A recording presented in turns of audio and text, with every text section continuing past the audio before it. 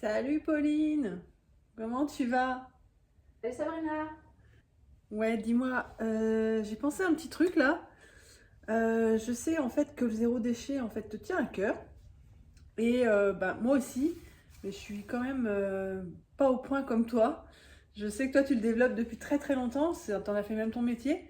J'aurais bien aimé t'interviewer sur justement cette passion du zéro déchet. Donc, dis-moi si je pourrais passer un jour te voir et faire une petite interview. Super, oui, avec grand plaisir. Tu peux venir mardi? Ok, super. On se dit donc mardi. Bah mardi alors. À bientôt. Salut. Génial. Allez, je t'embrasse. Ciao.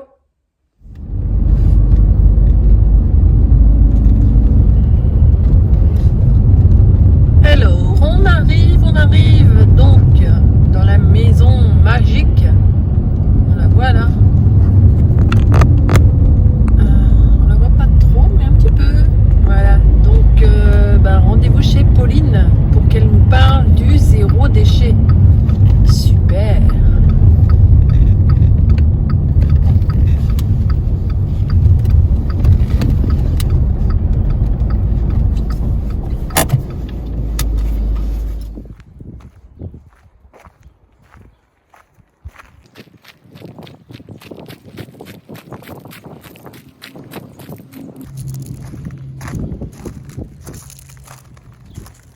Pauline, merci de me recevoir. Avec plaisir. Voilà, on est dans la maison magique. Ouais. Donc, tu me reçois pas pour visiter la maison magique, mais pour le zéro déchet. Voilà, comme j'expliquais, en fait, notre chaîne aussi, elle a pour but de travailler pas seulement la construction du worship, mais aussi l'autonomie et l'écologie. Donc l'écologie, donc le zéro déchet.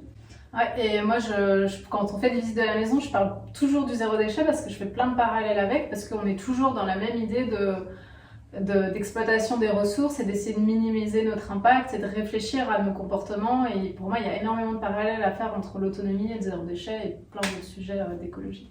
Alors moi, je suis pas au top dans le zéro déchet, mais justement, j'espère que cette vidéo va m'aider moi et va aider beaucoup de personnes qui sont en train de se dire mais comment je pourrais mettre en place tout ça parce que je trouve que c'est super important. Et justement, depuis quand tu as eu le déclic et depuis quand ça te travaille un petit peu cette histoire de faire attention à tout ça? Alors moi, j'ai toujours fait attention au côté pas gaspiller. C'est un peu limite un toc chez moi. Donc c'est vrai que même quand j'étais pas du tout engagée et que j'avais des habitudes de consommation très classiques, on va dire, j'avais toujours ce côté jamais laisser une lumière allumée, toujours essayer de pas gaspiller, que ce soit l'argent ou les ressources. Mais après, le vrai déclic, en fait, il s'est fait à travers l'alimentation. C'est quand je suis tombée enceinte et que à ce moment-là, je travaillais pour un réseau de blogueurs dans tout ce qui était alimentation un peu alternative. Et quand je me suis intéressée à ce que je mangeais, en fait, j'ai commencé à regarder plus les emballages et à regarder un peu ce qu'il y avait à l'intérieur de ce qu'on achetait.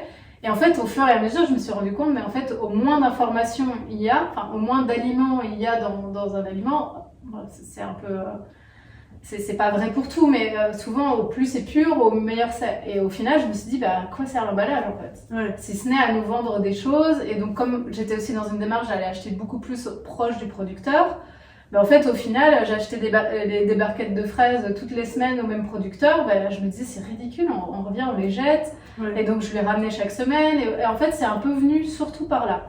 Donc, dans mon changement de consommation au niveau de l'alimentation, en fait, et aussi le fait que du coup, j'ai appris beaucoup de choses sur le plastique et sur à quel point ça pouvait affecter notre santé et ce qu'on mangeait, ce qu'on buvait.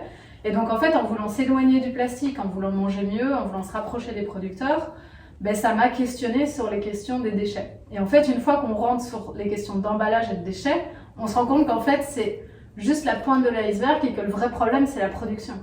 C'est comment on produit des choses et tous les déchets en fait qui sont produits avant même qu'on utilise un objet ou un emballage.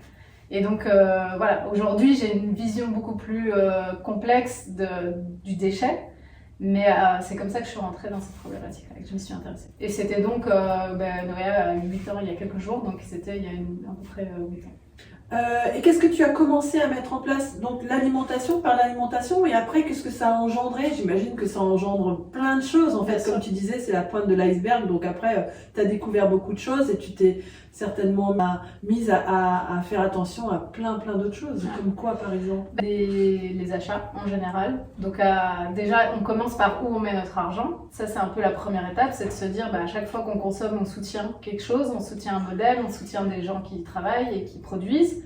Et où est-ce qu'on veut donner notre argent? Donc à la base, c'était plus une réflexion comme ça, parce que j'étais pas encore prête d'aller, on va dire, de renoncer à certains conforts à ce moment-là de ma vie. Et puis progressivement, ça en est venu à dire, en fait, il y a une telle surconsommation sur notre planète et il y a déjà tellement de déchets qu'aujourd'hui, on en est à un point où en fait, on peut même presque plus acheter de choses neuves parce qu'on se dit, il y a tellement de choses qui sont jetées, gaspillées ou qui dorment dans des armoires que commençons déjà par utiliser ça, que d'aller produire des nouvelles choses, même si c'est produit de façon un peu plus vertueuse. L'idée, c'est vraiment de se dire, en fait, on a déjà tellement exploité la Terre, commençons par faire avec ce qu'on a. Donc parlons un petit peu du début, c'est-à-dire que du début, en fait, de cette maison. D'ailleurs, je pense que ce qui t'a plu aussi, c'est peut-être le fait de recycler des choses. Oui, après, c'est vrai qu'on l'a vu à travers notre expérience que ça reste un détail un peu par rapport aussi à tout le ciment qu'on a dû utiliser. On a dû, voilà. Moi, ça a été très dur au niveau déchets, la construction de cette maison, parce que je ne me rendais pas compte en fait, des déchets du bâtiment. C'était un domaine que je ne connaissais pas du tout. Et que même si on a eu une intention de minimiser au maximum, moi je me souviens avoir eu des discussions avec tous les fournisseurs en disant mais vous récupérez pas les emballages de ça, vous réutilisez pas ça, les restes de chantier, qu'est-ce que vous en faites? Et il n'y a rien en place quoi. Et il y a un gros travail à faire là-dessus. Énorme. Et c'est un des... Enfin, en termes de déchets, c'est la filière la plus importante, c'est le bâtiment. Bon, malgré tout, vous avez quand même récupéré des pneus pour monter cette maison, vous avez récupéré des bouteilles de verre, vous avez récupéré des canettes. Donc déjà, ça c'est du déchet en fait que vous avez pu utiliser pour construire cette maison. Voilà. Ça c'est le côté qui me plaît aussi dans cette construction, c'est de recycler des choses. Et ensuite, vivre au quotidien, le zéro déchet. Donc ça commence par quoi? Donc l'alimentation dans ta cuisine.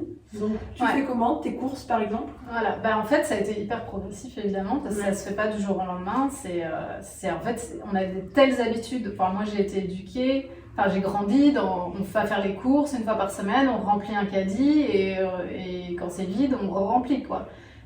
Et donc c'est des habitudes hyper fortes de entre guillemets facilité parce qu'aujourd'hui mon prisme a changé par rapport à ça, mais c'était ma facilité à moi.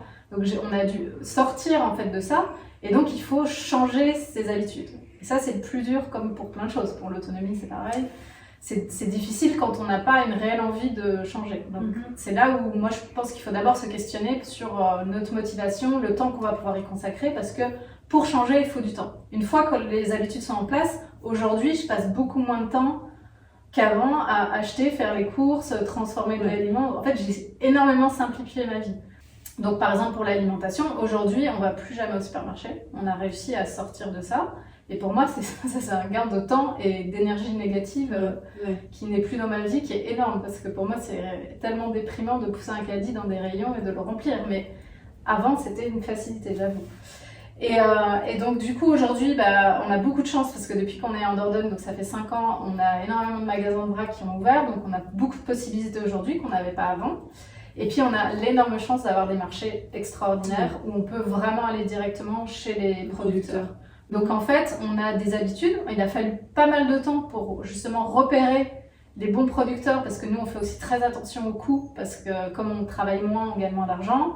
Donc on a moins d'argent à dépenser sur la nourriture. Donc voilà, il faut avoir un dialogue avec eux pour leur expliquer la démarche et parfois dire voilà, est-ce que c'est ok que je vienne avec mon contenant, est-ce qu'on peut faire des achats groupés et partager avec des voisins, des amis, enfin voilà. On essaye de pas aller faire les courses, c'est plutôt quand on va quelque part et qu'on va passer devant un magasin où on sait qu'ils ont des choses qui nous intéressent à un bon prix, de bons producteurs, parce qu'évidemment on regarde aussi la qualité des aliments, le fait que ce soit local, enfin voilà, c'est tout ça pour moi c'est lié au zéro déchet, c'est pas que l'emballage, parce qu'aller acheter à la Biocoop, pour pas le nommer, des choses, des lentilles qui viennent de Turquie, ça n'a aucun sens en fait, si elles sont pas emballées, en sachant que eux ont quand même ouvert un grand paquet pour le verser dans le vrac. Donc En fait, la démarche, elle est plus de se dire comment je peux acheter au plus proche, le meilleur pour ma santé et avec le moins d'emballage possible. Et quand on va quelque part, on se dit, là, on sait qu'il y a ça, on passe, on s'arrête 10 minutes, on a toujours donc un panier avec nos bocaux, nos sacs à vrac,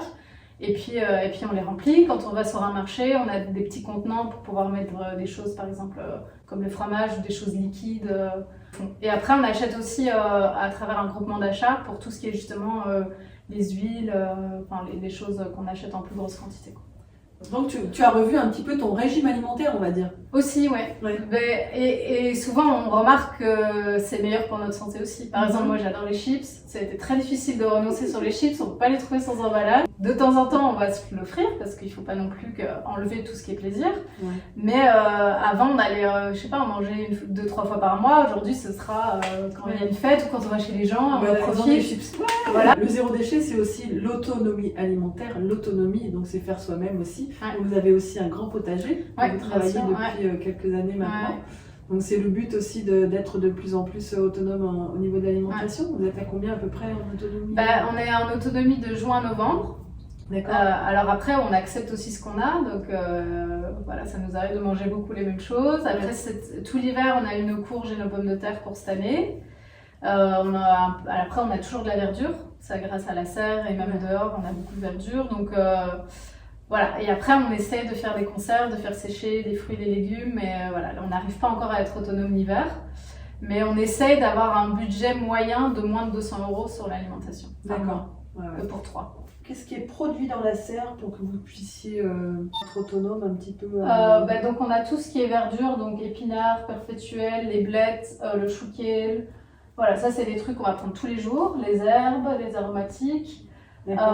Après, on a des poivrons qui sont là depuis 4 ans, donc qui continuent à pousser, qui refleurissent. Et donc là, on a déjà les premiers nouveaux poivrons de ce printemps qui commencent à pousser. Normalement, on a des plants de tomates, mais on les a enlevés parce qu'à la fin, ça fait des trop grosses lianes, donc là, ils repartent. Et après, on a les trucs exotiques. Là, on a les fruits de la passion cette année, les bananes peut-être. Première année, les bananes? Ouais, c'est la première année. Donc ça, c'est quelque chose que vous ne mangez plus? Non. Alors, par exemple, ça c'est mes petits trucs à moi pour me rassurer, mais ce que je fais parfois, c'est quand je suis dans un magasin et qu'il y a des bananes qui vont être jetées ou en vente rapide, je vais en prendre, je vais les congeler pour faire des petites glaces. Et ce sera le petit kiff de temps en temps, mais c'est vrai que c'est plus quelque chose qu'on va manger tous les jours. Non. En fait, c'est pas qu'on s'interdit ou qu'on se prive. En fait, moi, je le vois plutôt comme ça peut pas être quelque chose du quotidien. Parce que c'est pas ici, on le trouve pas ici. Donc ça doit rester quelque chose d'assez occasionnel. C'est comme les avocats ou les mangues, ce genre de choses. Les avocats, on peut en trouver d'Espagne, donc voilà, c'est pas trop loin. Donc oui, quand c'est la saison et qu'il y en a et qu'ils viennent d'Espagne, on va en prendre de temps en temps. Mais c'est pas quelque chose qu'on a dans notre alimentation quotidienne en fait. C'est juste une conscience de se dire c'est pas accessible, c'est pas ici, c'est pas logique qu'on en mange tous les jours, donc ça peut pas faire partie de notre alimentation au quotidien. D'accord, donc l'alimentation, ok, ça c'est un point. Et au niveau vestimentaire, comment tu fais pour avoir réduit? Il y a plusieurs choses. Bon, moi j'ai jamais aimé beaucoup la mode, donc ça n'a pas été un énorme sacrifice. Mais après, le fait de revenir à une vie beaucoup plus active, où avant, quand on était dans un bureau et qu'on travaillait, c'est vrai que on avait cette pression un peu sociale d'être bien habillé déjà, et puis on attachait moins d'importance au confort parce qu'on était plus assis et tout ça, alors que je trouve que dans le type de vie qu'on mène aujourd'hui, on fait toujours plein de choses, où on va passer de travailler 2 heures à l'ordi à travailler 2 heures au jardin, à aller aider un voisin sur une construction, où en fait on est beaucoup plus actif et c'est hyper important d'être confortable dans ses vêtements, moi je trouve, donc j'attache beaucoup plus d'importance à ça. Je veux plus faire de repassage, là c'est lié à l'autonomie, donc j'ai tout ce qui est pantalon à boutons qui serre, même si c'est joli, j'en veux plus parce qu'en fait je me sens tellement mal dessus. C'est comme les chaussures minimalistes, quand on passe aux chaussures minimalistes, en fait remettre des chaussures normales, moi j'ai tout de suite mal au dos, je sens qu'en fait je suis plus confortable et je suis plus bien dans mon corps en fait. Mon critère c'est plutôt d'être bien dedans et de trouver des vêtements où je me sens à l'aise et quand même qui me plaisent. Moi, je suis pas minimaliste dans le sens où j'ai 5 t-shirts, 3 pantalons et 2 pulls, mais plutôt, donc j'achète que d'occasion, sauf pour les sous-vêtements, et les chaussures. Et donc c'est souvent quand je vais dans des villes ou du coup je vais en profiter pour aller voir les magasins d'occasion et comme c'est tellement pas cher, j'avoue, j'achète un peu tout ce qui me plaît. Et puis si après je me rends compte qu'en fait ça me plaît pas vraiment, bah, je vais le rendre à la recyclerie en me disant bah, c'est comme si je l'avais loué. Ou... Donc voilà, et pareil pour les enfants. On n'a jamais dû acheter de vêtements Noël, on en reçoit tellement en fait, juste des amis. Et puis les gens savent que. Donc il y a beaucoup de gens qui nous donnent des trucs et puis ils disent si ça te plaît pas, tu les donnes derrière. Tu nous parles justement de ta fille, comment elle le vit et ton mari, comment ils le vivent en fait au quotidien cette décision que tu as prise à la base peut-être, ou c'est vraiment une décision du couple, de la famille? Bah, après, le chemin il s'est fait ensemble, mais c'est vrai que j'étais assez moteur dans ces choses-là parce que je suis assez jusqu'au boutiste. En fait, moi, il y a un documentaire, je crois, qui va sortir qui a ce titre-là, qui est quelque chose que j'ai toujours dit, qui est toujours une fois que tu sais, en fait, tu peux plus ne pas agir. Moi, j'ai vraiment ce côté-là, en fait. C'est quand j'apprends une information sur l'impact de mes comportements, en fait, je peux pas. C'est soit que j'assume et je continue à vivre avec, soit que je change parce que je peux pas assumer ça, en fait. Et c'est pour moi la fast fashion, c'est ça. C'est oui, c'est très joli et tout ça, mais je peux pas assumer que ce soit jeté, les collections soient jetées en fin de choses, que des gens meurent à l'autre bout du monde pour pouvoir les fabriquer, que les rivières soient polluées, que les gens aient des taux de cancer. En fait, je suis pas OK avec ça, donc je n'achète plus. Et c'est même plus une possibilité pour moi, en fait. Et donc, Ben, il est pas du tout matérialiste, donc tout ce qui est objets, vêtements et tout ça, c'est pas du tout un souci. Sur la nourriture, des fois, c'est plus difficile sur renoncer à certaines choses. Voilà, mais globalement, il soutient très fort la démarche, donc c'est pas un combat en tout cas. Et puis Noéa, en fait, elle a jamais connu rien d'autre. Donc en fait, on se dit toujours, il y a un jour peut-être, elle va rentrer en confrontation, c'est possible. Alors nous, ce qu'on essaye de faire pour éviter ça, je dis pas que ça va marcher, mais pour le moment, ça se passe très bien, c'est d'essayer de pas le tourner en frustration, mais de le tourner en joie. Donc par exemple, elle a eu son anniversaire ce week-end. En fait, à son anniversaire, elle peut manger ce qu'elle veut. Et en fait, ce qu'elle va nous dire, c'est je rêve d'une mangue ou je rêve d'un guacamole, quoi. D'accord. Et donc, on va le faire et elle sait. Et en fait, on valorise. Et c'est pareil avec les bananes, en fait. Quand on n'en mange plus, quand on en mange une, elle nous paraît incroyable. C'est comme les premières tomates qu'on mange à la nouvelle saison. Si on n'en a pas mangé pendant 5 mois, la première tomate, elle est juste... Et en fait, c'est un peu pareil. Donc, on lui dit pas non à tout. On lui dit juste de temps en temps. Et c'est quelque chose de spécial, il faut le valoriser. En fait, voilà, quand on va chez Emmaüs, elle peut choisir 3 livres, elle peut prendre ce qu'elle veut, et elle sait que c'est pas cher, et que là, ça va être des choses avec des fruits qu'on va faire nous-mêmes, on va congeler des fruits, on va les mixer, et elle a même des glaces au petit-déj parfois. Mais ça va être que des bonnes choses. Aujourd'hui, elle en est hyper fière, elle le communique même aux autres. Des fois, elle dit à ses copains vous n'avez pas de chance, vous devez manger des gâteaux industriels, nous on mange des gâteaux faits maison. C'est limite trop, quoi. Sur les déchets, donc quand elle fête son anniversaire ou quand elle fait des cadeaux aux autres, souvent c'est des cadeaux de jeux avec lesquels elle joue plus ou des choses qu'elle va fabriquer elle-même. Et je peux donner une anecdote, il y a quelques années, on avait noté sur l'invitation de son anniversaire un cadeau avec lequel tu ne joues plus. Et en fait, il y a eu un côté où chacun est venu avec l'histoire de l'objet qu'il donnait. En fait, c'était je t'offre ça parce que je sais que, et regarde comment ça fonctionne. Et en fait, ils ont passé 1 heure à jouer avec tous les trucs parce que chaque enfant avait envie de partager, en fait, pourquoi il donnait ce jouet-là, et ce qu'il représentait pour lui, et ce que c'était. Et... Ça, c'est les personnes en fait que vous côtoyez, qui savent, qui sont au courant de ce que vous faites, etc. Mais vous devez certainement recevoir des personnes qui ne sont pas au courant. Vous devez même aller chez des gens. Et là, pour vous, ça doit être waouh, quand vous voyez l'environnement. Pour toi, tu dois ressentir des choses, certainement, en fait. Déjà, quand on vient chez toi et qu'on t'apporte un cadeau où il y a du papier, du plastique, etc., comment tu fais pour faire réagir, entre guillemets, les gens?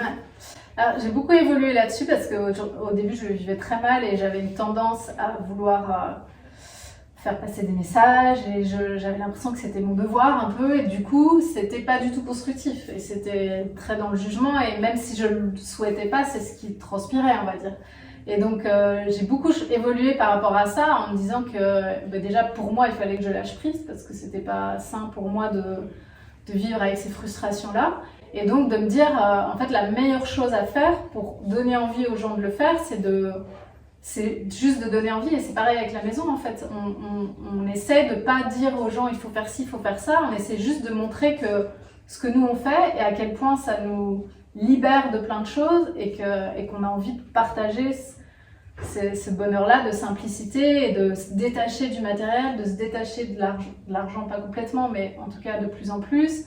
Et donc aujourd'hui, quand on m'offre quelque chose comme ça me fait plus rien en fait. J'arrive à passer au-dessus et à me dire, bon, en fait, je pense que ce qu'on a autour reflète et les gens comprennent en fait. Souvent, ils le disent même avant qu'on quoi que ce soit. Ils disent, ah, au fait, on n'a pas eu le temps, on est passé chez Carrefour pour amener quelque chose à manger et tout ça. Et en fait, ils sont eux-mêmes mal à l'aise. Et en fait, nous, on accepte, on apprécie, voilà, on essaie de plus le dire comme ça. Mais après, on va pas mentir non plus. J'ai une autre anecdote que j'aime bien te donner d'amis qui venaient chez nous. Et ils nous ont appelés sur le trajet, ils nous ont dit on est en train d'avoir un débat parce que on veut pas arriver les mains vides et on veut absolument offrir quelque chose à Noéa, mais on sait que, moi je dis toujours, donnez-leur de votre temps en fait. Passer 1 heure à faire une activité avec elle, c'est bien, ça a beaucoup plus de valeur que de lui acheter une boîte de Lego quoi. Et donc on sait que vous allez peut-être pas apprécier, donc qu'est-ce qu'on fait quoi en gros. Et je leur ai dit est-ce qu'il n'y a pas une activité que vous pourriez construire quelque chose avec elle, parce qu'on savait qu'ils savaient faire des choses. Et donc voilà, ils sont venus, ils lui ont construit un arc à flèches avec des trucs du jardin et ils ont passé du temps et je trouvais ça tellement beau comme cadeau et j'ai tellement apprécié aussi la démarche de nous demander. En fait, c'est quelque chose qu'on a réussi à mettre en place avec notre entourage sans être dans le jugement et en même temps en remettant en question des façons de faire, mais je trouve de façon constructive et joyeuse quoi. Tu vas chez les gens. Donc parfois tu vas avoir abondance de déchets, on va dire. Comment tu le ressens aujourd'hui? Ou avant, comment tu l'as ressenti, l'évolution que tu as eue jusqu'à aujourd'hui? Aujourd'hui je le vis moins mal, mais il y a des moments c'est trop. Moi c'est surtout avec l'abondance que j'ai un problème, quand il y a trop, en fait, surtout sur la nourriture, quand il y a plein de choses à manger, que plus personne n'a faim et on continue à amener sur la table et je me dis là il y a peut-être le budget de notre 1 mois de nourriture sur un repas. Et en fait, ça nous fait même pas plaisir. Mais bon, j'essaie de toujours prendre du recul pour à la fois être ancrée dans mes choix et mes valeurs et pas faire des choses qui me vont pas et pas être dans le jugement de dire... donc voilà, j'essaie de trouver un juste milieu. La meilleure chose à faire, c'est de l'anticiper. Donc si c'est un repas, si c'est une soirée, si c'est un moment, un instant T, c'est pas grave.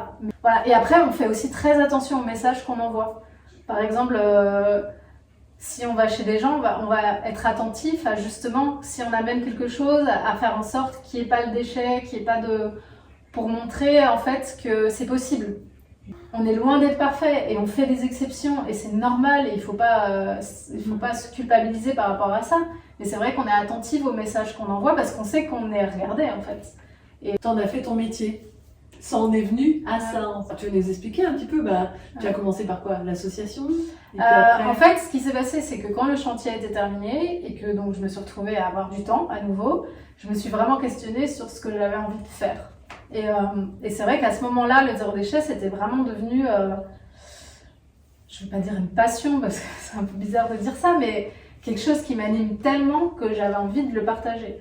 Et en fait, ce qui m'ennuyait, c'est que la première chose à laquelle on pense, si on veut professionnaliser ça, c'est de l'accompagnement, c'est de pouvoir partager un peu ce qu'on fait.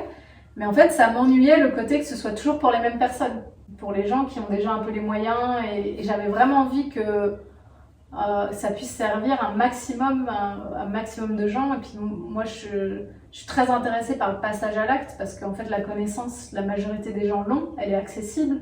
Mais pourquoi on bloque encore en fait? Pourquoi c'est si dur de changer une habitude? Comment on passe de l'envie à l'action quoi? Et donc je me suis questionnée sur comment essayer de maximiser mon temps et mes compétences pour que ça ait un maximum d'impact.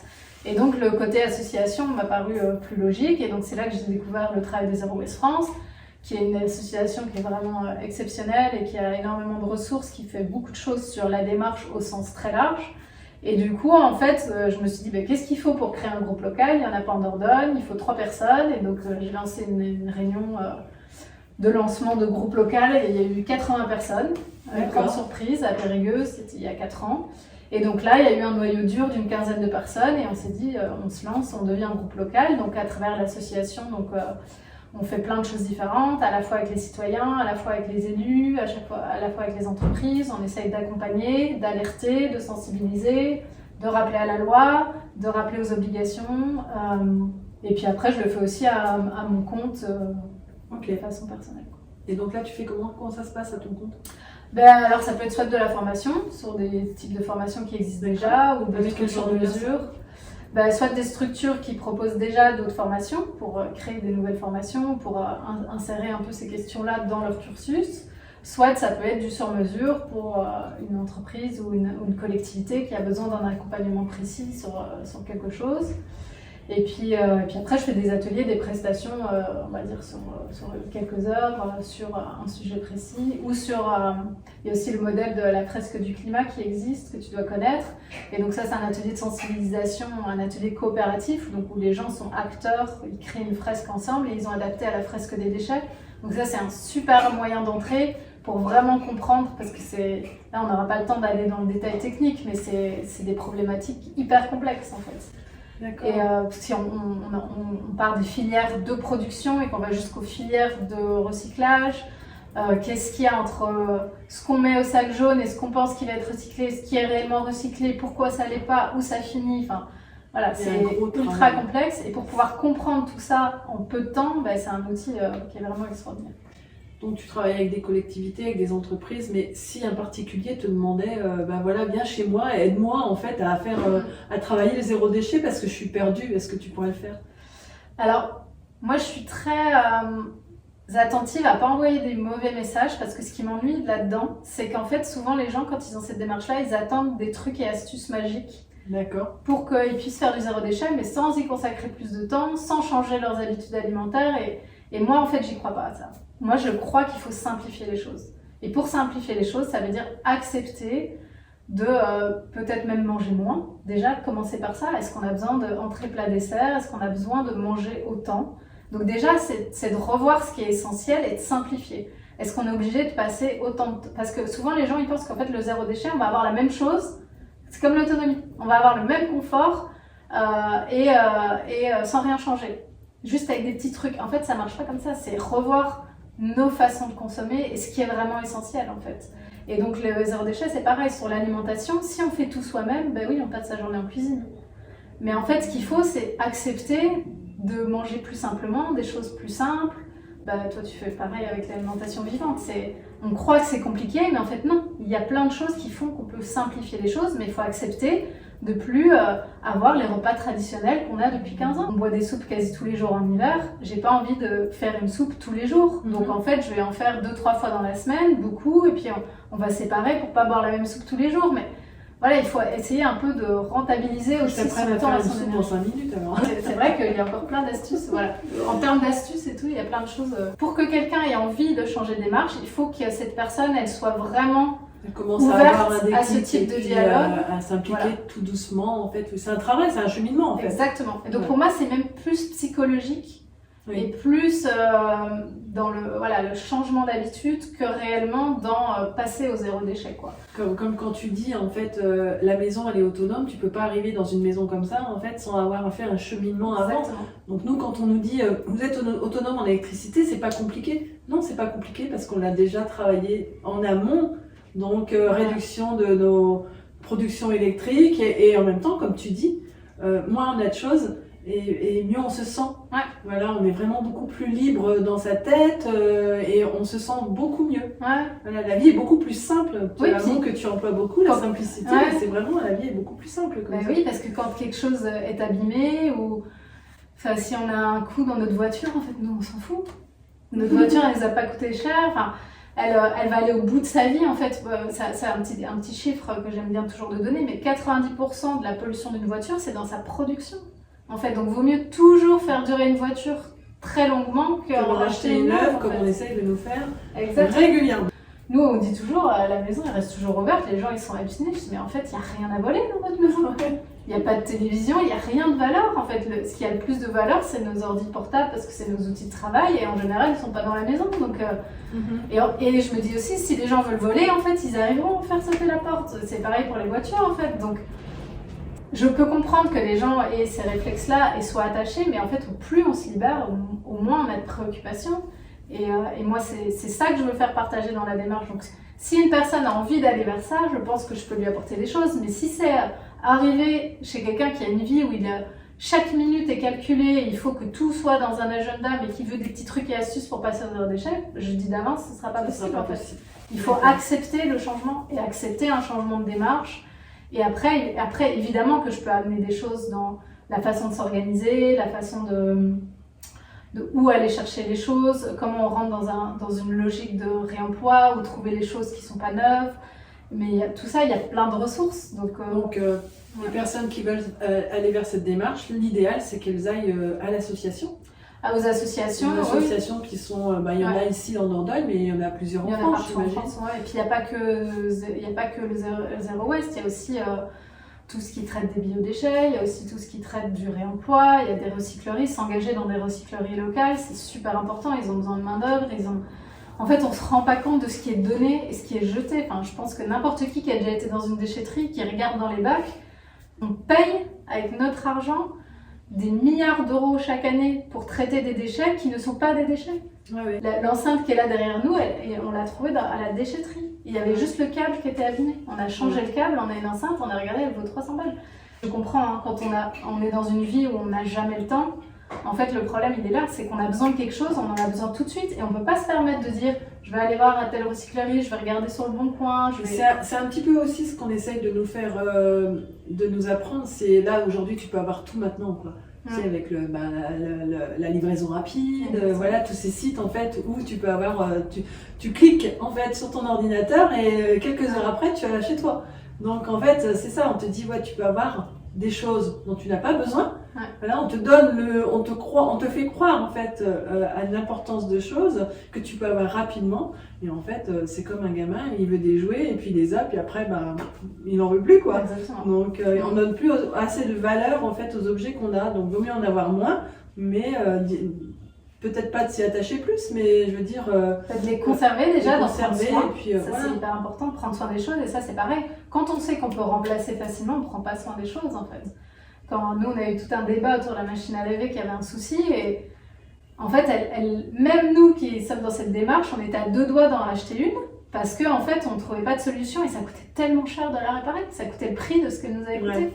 Et à un moment il y a un de mes amis qui m'a dit oui mais en fait ok ça va te coûter le même prix mais en fait ce prix là ce n'est pas le vrai prix et c'est ça en fait qui est important, c'est que quand on achète un truc comme ça sur Amazon Prime et qu'il arrive le lendemain, c'est pas le vrai prix des choses en fait, c'est nous qui payons pas les conséquences de ce qu'on fait.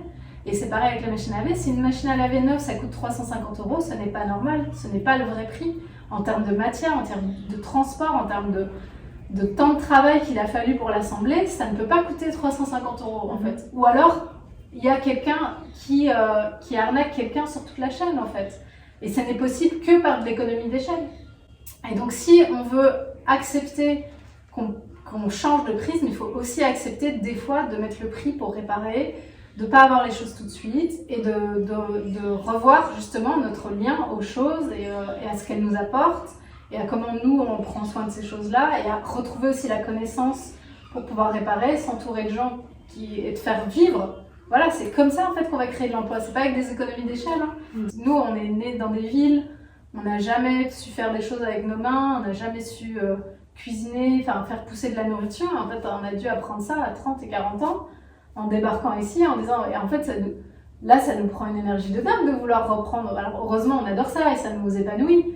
Mais je me dis, Noéa, en fait, elle sera née avec ses connaissances, elle ne devra pas aller les chercher, ce sera en elle en fait. Et c'est ça qu'il faut transmettre à nos enfants, c'est de se dire en fait, savoir manger, savoir se protéger, savoir s'abriter, savoir fabriquer des choses, c'est la base en fait. Et après, les autres connaissances sont importantes aussi, mais elles sont plutôt secondaires. Et alors qu'aujourd'hui, à l'école, on leur apprend tout ce que moi j'estime être secondaire, et après le reste, il y aura des gens qui feront pour vous en fait. Ouais, et souvent, les écoles, ils seront exploités, et c'est pas grave.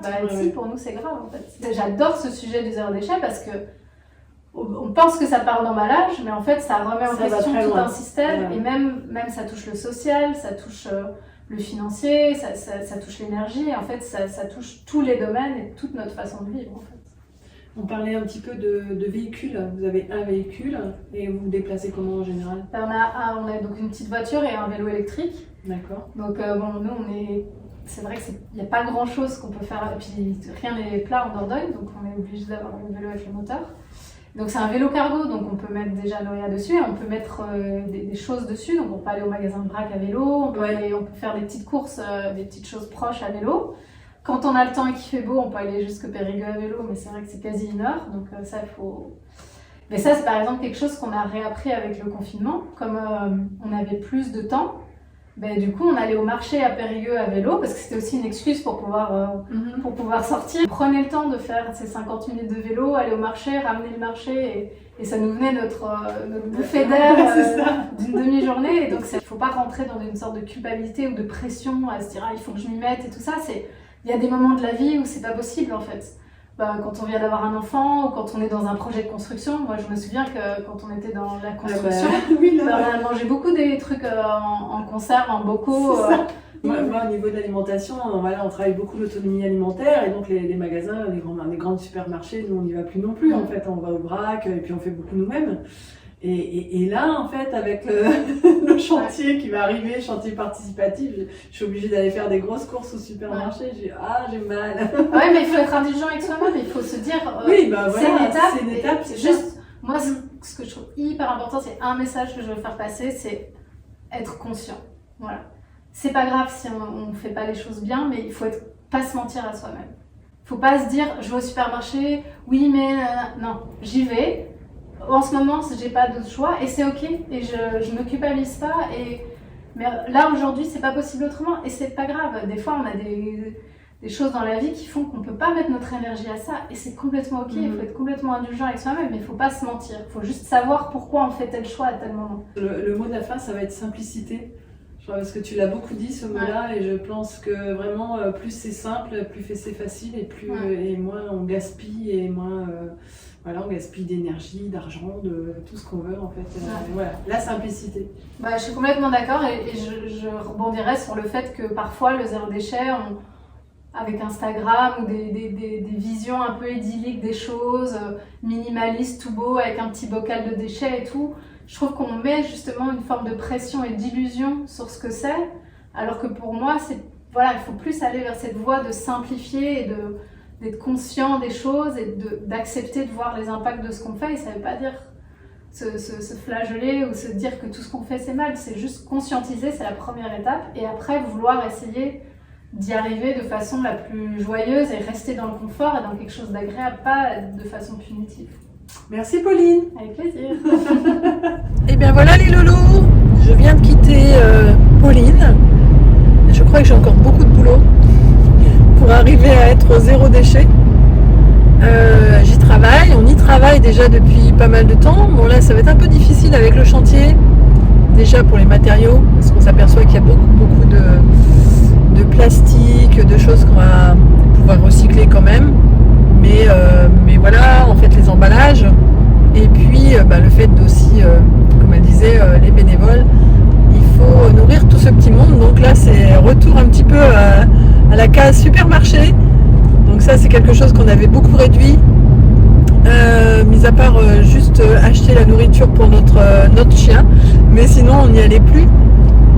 Donc voilà, là on y retourne, mais c'est juste pour un certain temps, mais on sait qu'à côté de ça on travaille beaucoup sur ça. Donc mais j'ai un gros effort à faire sur les vêtements, même si j'aime aller dans les recycleries de plus en plus. Donc ça me déplaît pas. Mais il va falloir que je travaille aussi sur ma garde-robe.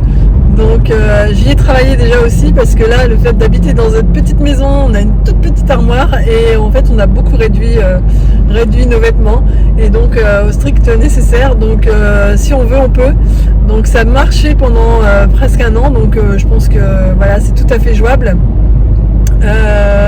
Donc ça c'est un travail à faire là-dessus et puis après tout va se mettre en place sans forcément me dire je serai à zéro poubelle toute l'année, mais en tout cas si on y travaille déjà de plus en plus, ça sera déjà un point positif, c'est déjà ça, plutôt que d'aller dans l'autre sens bien sûr. Donc voilà, j'espère que cette petite vidéo vous aura plu, petite ou grande vidéo, parce que Pauline partage avec son cœur et donc elle a beaucoup partagé et ça c'est super. Donc là ça vibre un peu, je suis dans la voiture, ça bouge et donc je vous dis à très très bientôt pour pour une prochaine vidéo. Ciao et gros bisous à tous. Ciao ciao.